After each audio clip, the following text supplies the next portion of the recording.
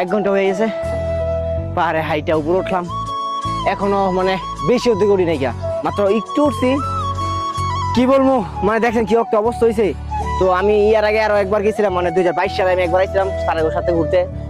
ওই সময় মনে করেন কি সবাই সবাই রেখে আমি আগে যেতাম গা, দৌড়ে দৌড়ে উঠতাম। আর এখন এই যে দেখেন বুড়িটা বেড়ে গেছে গা, মোটো হয়ে গেছি। দেখেন বুড়ির জন্য আমারে সবাই রেখে যায়, আমি একলা একলা। দেখেন আমার ভাই বাদার কেউ নাই, সবাই আমার দিয়া গেছে। মনে করেন ও বাবা, বাবা, বাবা গো, আমি আর জীবনে পাহাড়ে উঠতাম না।